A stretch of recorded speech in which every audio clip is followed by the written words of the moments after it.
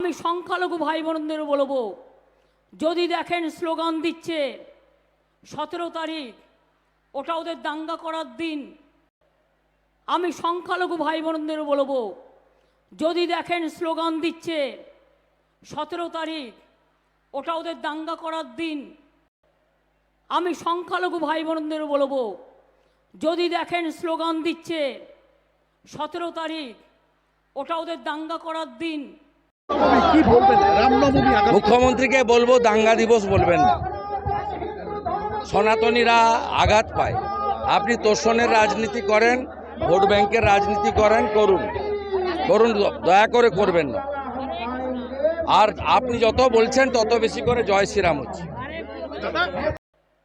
আমি সংখ্যালঘু ভাই বোনদের বলবো, যদি দেখেন স্লোগান দিচ্ছে 17 তারিখ ওটা ওদের দাঙ্গা করার দিন।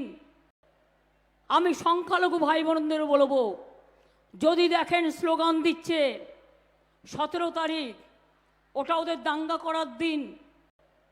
আমি সংখ্যালঘু ভাই বোনদের বলবো, যদি দেখেন স্লোগান দিচ্ছে 17 তারিখ ওটা ওদের দাঙ্গা করার দিন।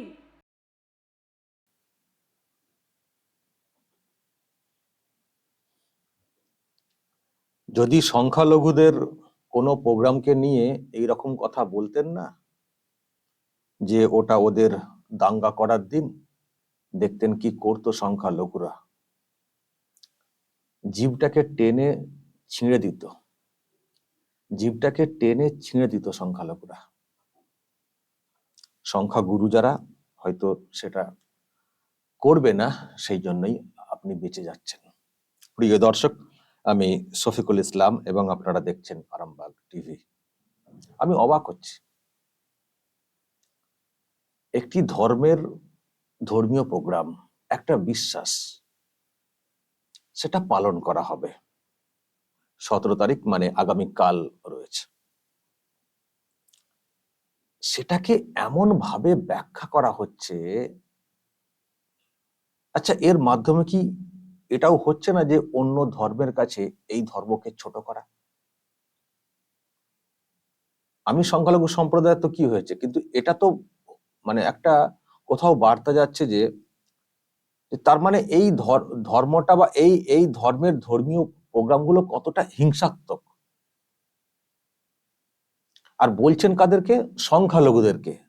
তার মানে সংখ্যালঘুরা উৎসাহিত হবে, তারা ভাববে দেখো, তার মানে ওই ধর্মটা কত খারাপ। এ শুধু ওই মানে কোন একটা পলিটিক্যাল পার্টিকে বা একটা অংশের মানুষকে অপমান করা হচ্ছে না। আমার যেটা কথা মনে হচ্ছে, এটা হচ্ছে একটা ধর্মকে অপমান করা, একটা ধর্মীয় বিশ্বাসকে আঘাত করা। এটা আমার কোথাও মনে হচ্ছে। আর তাই বলছিলাম, যদি আপনি যে বললেন না সংখ্যালঘুদেরকে বলছি, যদি সংখ্যালঘুদের কোনো ধর্মীয় অনুষ্ঠানকে নিয়ে এই রকম মন্তব্য করতেন, দেখতেন আপনার হালটা কি হতো। জিভটাকে টেনে ছিঁড়ে নিত, বা আরো যা যা করার ব্যবস্থা করে দিত, আর তা না হলে অন্য দিক দিয়েও আঘাত যেটা দেওয়ার সেটা দিয়ে দিত। মানে আপনার যে ভোট ব্যাংক, সেটা বলতে চাইছি আর কি। বলেন কিনা ওটা ওদের দাঙ্গা করার দিন। আরে হট করে মানে মুখ আছে বলে কি যা খুশি বলে দেবেন নাকি ওটা ওদের দাঙ্গা করার দিন?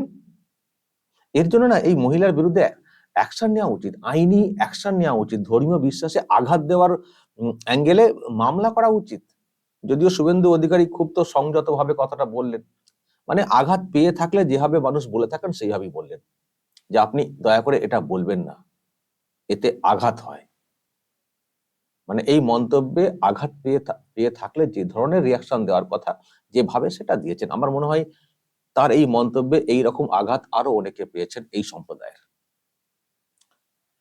কিন্তু শুধু আঘাত পেয়ে চুপ থাকলে হবে না, ব্যবস্থা নিতে হবে। এ লাগাতার যেভাবে কথা বলে যাচ্ছেন, দাঙ্গা দাঙ্গা দাঙ্গা, যেন মনে হচ্ছে যে যারা রামনবমী করেন, যারা এইসব পালন করেন তার মানে তারা সব দাঙ্গাবাজ। এই যে লাগাতার বলে যাওয়া আর সংখ্যালঘুদেরকে উৎসাহ দেওয়া, বা তাদের কাছে নিজেদের ধর্মকে ছোট করা, মানে এই যে ধর্মের এই বিশ্বাস রামনবমী, সেটাকে ছোট করা, এই যে যেটা করে যাচ্ছেন না, আমি তো বলছি সংখ্যাগুরু সম্প্রদায়ের লোকেরা ততটা ওই রকম নন বলেই হয়তো সহ্য করছেন। যদি এটা সংখ্যা লঘু সম্প্রদায়ের কোনো অনুষ্ঠানকে নিয়ে একটা এইরকম মন্তব্য করতেন, দেখতেন উনি তারপর থেকে কালীঘাট থেকে বের হতে পারতেন কিনা, দেখতেন। আর আমি জীব উপড়ে নেওয়ার কথাটা আজকে জোর দিয়েই বলছি, কারণ উনি নিজে এই ধরনের একটা শব্দ ব্যবহার করেছেন ওনাকে চোর চোর বলা নিয়ে। আমি সেই জন্যই আরেকটু বেশি সাহস নিয়ে বললাম, আরে উনি তো নিজেই জীব জীব উপড়ে নেওয়ার কথা বলছেন, তো আমার বলতে দোষ কোথায়? মুখ্যমন্ত্রী বলছেন, আমার বলতে দোষ কোথায়? ওনার কাছ থেকে শিখেছি, অন্য কিছু শিখি না। অ্যাকচুয়ালি এগুলো শিক্ষা নয়, অ্যাকচুয়ালি যে শিখে আমি খুব আনন্দিত এই ধরনের বাক্য ব্যবহার করে তা নয়, এই জবাবের মধ্য দিয়ে ওনাকে জবাব দিচ্ছি, ওনার ভাষাতে ওনাকে জবাব দিয়ে যেমন বোঝেন তাকে তেমন ভাবে জবাবটা দিতে হয়। যে জীবটা উপড়ে নিত সংখ্যালঘুরা, আপনার বলার সে মানে আপনার বলার সে সাহস নেই, সেটা কোনোদিন হবেও না। কারণ ওটা যে পুঁজি, ভোট ব্যাংক হতে পারে, ওটা যাতে অটুট থাকে সেই জন্যই এটাকে দাঙ্গাবাজ, দাঙ্গা দিন বলে বলছেন, যাতে করে ওই পক্ষ খুশি হয়। হতে পারে সংখ্যালঘু, যদি ওই ভোটটা এক কাজে থাকে আমার সুবিধা হবে। আর এদিকে সংখ্যাগুরু, তার মধ্যে অনেক বিভাজন রয়েছে, সুতরাং এখান থেকে বিভাজিত ভোট আর ওখান থেকে একসঙ্গে পাওয়া ভোট, চলো কেল্লা ফাতে হয়ে যাবে, ভোট বৈতরণী পার হয়ে যাবে। হয়তো সেই সব ভাবনা থেকেই এই বারবার এই কথাগুলো বলা, দাঙ্গার দিন দাঙ্গা করতে পারে, সংখ্যালঘুরা সাবধান, দাঙ্গা করতে পারে, সাবধান, দাঙ্গা করতে পারে। আরে এতবার বলছো কেন তুমি? আপনার সরকার আছে, প্রশাসন আছে, ধর্মীয় অনুষ্ঠান আছে। আরে এই যে অস্ত্র শস্ত্র নিয়ে এত কথা হচ্ছে, রামনবমীতে অস্ত্র শস্ত্র, ইসলাম ধর্মের ধর্মীয় রীতি পালনে অস্ত্র শস্ত্র ব্যবহার করা হয় না? আমি তো মুসলমান সম্প্রদায়ের, আমি তো জানি ব্যবহার করা হয় না। হ্যাঁ, মহরমের সময়ে তাজিয়াকে সামনে রেখে মিছিল হয় না, শোভাযাত্রা হয় না, তা বলে কি সব মারামারি হয় নাকি? মারামারি হয়, কাটাকাটি হয়? হয়, রীতি আছে, বিশ্বাস আছে, সেই বিশ্বাস থেকে কেউ করেন আবার কেউ করেনও না। মহরমে আবার সবাই ওটা পালনও করেন না, শুধু বাড়িতে নামাজ পড়েন, রোজা রাখেন, এরকমও লোকজন আছেন। কিন্তু একটা অংশের মানুষ ওইসব করেন, লাঠি নিয়ে, তলোয়ার নিয়ে করেন, তাদের একটা বিশ্বাস থেকে, হাসান হুসেনের একটা স্মৃতিকে উস্কে তারা, বা স্মৃতির কথা মাথায় রেখে তারা করেন, পালন করেন। তার মানে এই নয় যে তলোয়ার নিয়ে তারা মানুষকে খুন করে ফেলছেন, মেরে ফেলছেন, এরকম নয়। একটা ধর্মীয় বিশ্বাস, ধর্মীয় রীতি থেকে তারা এটা করেন। কই তখন তো বলেন না যে না, তলোয়ার নিয়ে, এই সব নিয়ে তো, লাঠি নিয়ে তো প্রোগ্রাম করা যাবে না, কই বলেন না তো। বা বলেন না তো যে ওইভাবে করা মানে দাঙ্গা করা, ওইসব করলে দাঙ্গা লেগে যাবে, বা একটা বা এই লোকেরা দাঙ্গা করতে চায়, ওটা দাঙ্গার দিন, মানে মহরমের দিনটা, কই বলেন না তো। বলেন না, বলতে পারবেন না, আপনার জীব সে কথা বলতে দেবে না, বললেই জীবটাকে কেটে নেওয়া হবে, এই ভয়টা আছে। ডিরেক্ট কাটা, বা আমি ওই ভোট ব্যাংকের কাটার কথা যেটা আর কি বলতে চাইছি। হয়ে গেছে এদিক, চলো যা বলি তাই সয়ে যায়। সত্যি আমি দেখেছি, আমি মুসলমান হয়েও বলছি, আমাদের ধর্ম সম্পর্কে কেউ যদি কিছু বলেন, বা অনেক সময় দেখি আদতে সেই কথা বলেনি, কিন্তু গুজব রটিয়ে দিয়ে এমন করে দেওয়া হয়েছে, তাতে একটা বিরাট রিয়াকশন হয়ে গেছে, একবার নারে তকবীর বলে লাঠি সোটা নিয়ে বেরিয়ে পড়েছে। ভালো করে খোঁজ নিয়ে দেখা যাবে যে আদতে সেই কথাটাই হয়নি, শুধু গুজবেই এরকম রিয়াকশন। আর এখানে ডিরেক্ট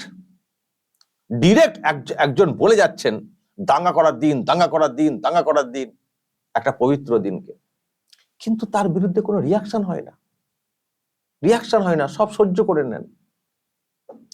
দেখুন, সহ্য করাটা একটা ভালো দিক, হিংসা কেন হবে, কিন্তু প্রতিবাদ হওয়া উচিত আমার কোথাও মনে হয়। প্রতিবাদ মানে লাঠিসোঁটা নিয়ে নয়, তার একটা গণতান্ত্রিক সিস্টেমে প্রতিবাদ যেভাবে হওয়ার সেটা হওয়া উচিত।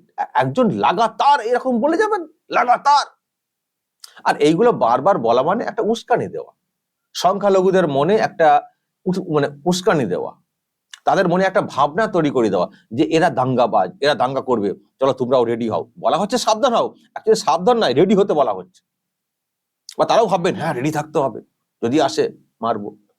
কি হচ্ছে এটা কি হচ্ছে?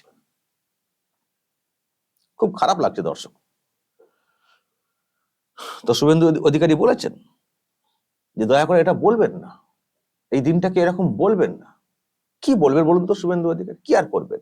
মারো বলবেন, যেটা ওনারা বলার চেষ্টা করেন, জীব উপরে নেবো, অমুক নেবো, তমুক নেবো।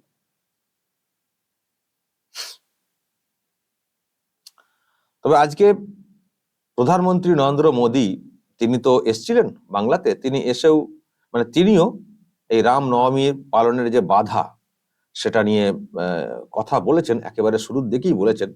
আমি দর্শক সেটা আপনাদেরকে একটু দেখাবো, একটু জাস্ট আপনাদেরকে দেখাবো উনি রাম নবমী নিয়ে কি বলেছেন। দর্শক আমি জাস্ট আপনাদেরকে দেখাই, শুনুন। নরেন্দ্র মোদী জিন্দাবাদ, মোদী মোদী মোদী মোদী।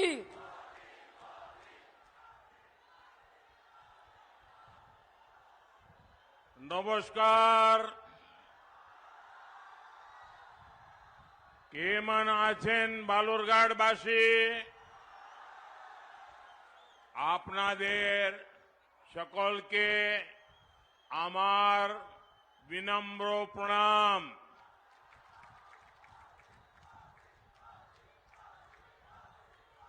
শ্রদ্ধা ও ভালোবাসা। नवरात्र के पावन अवसर पर बालूरघाट की इस धरती से मैं सबसे पहले माता बोल्ला काली को प्रणाम करता हूं। आज महाअष्टमी का पर्व है और कल पूरा देश रामनवमी मनाने जा रहा है। और ये बार ये रामनवमी भी खास है, ये नवरात्रि भी खास है और ये बांग्ला नववर्ष भी खास है। ये पहली रामनवमी है जब अयोध्या में भव्य राम मंदिर में राम लला विराजमान हो चुके हैं। मुझे पता है टीएमसी ने हमेशा की तरह यहां रामनवमी उत्सव को रोकने की पूरी कोशिश की, सारे षड्यंत्र किए, लेकिन जीत सत्य की ही होती है। इसलिए कोर्ट से अनुमति मिल गई है और कल पूरी श्रद्धा और भक्ति के साथ रामनवमी की शोभा यात्राएं निकलेगी। শুনলেন দর্শক, উনিও কিন্তু আজকে বক্তব্যের একেবারে শুরুতে এটা নিয়ে সরব হয়েছে, যেখানে বাধা দেয় কিন্তু সত্যের তো জয় হবেই, হয়েওছে। কোর্ট থেকে অনুমতি মিলেছে, কিন্তু কোর্ট থেকে অনুমতি দিলে কি হবে? এখনো সব ডিস্টার্ব চলছে, এখনো পুলিশ অনেক জায়গা থেকে আটকানোর চেষ্টা করছে বিভিন্ন অজুহাতে। এই করা চলবে না, সেই করা চলবে না, ডিজে বাজানো চলবে না, কি সব নানান সব কারণ দেখিয়ে এখনো আটকানোর চেষ্টা হচ্ছে। আবার প্রশ্ন দর্শক, এই যে আমাদের ঈদ হলো, ঈদ হয়ে গেল, একটা একটা খুশির একটা প্রোগ্রাম চলে গেল, হিন্দু মুসলিম বিভিন্ন জায়গাতে একসঙ্গে কোলাকুলিও করেছে, অনুষ্ঠান হয়ে গেল, মিলে গেল, শেষ হয়ে গেল। অনেকে শুভেচ্ছা জানিয়েছেন। আমি আমার যারা অমুসলিম যারা আছেন বন্ধু বান্ধব, তারাও আপনারা অনেকে আমাকে শুভেচ্ছা পাঠিয়েছেন, আমিও আপনাদেরকে রিপ্লাই করেছি। ঠিক আছে, তো এরকম আরো একটা উৎসব, আরো একটা বিশ্বাস যেটা আগামীকাল হতে চলেছে, যদি সেটা হয় তো কি সমস্যা?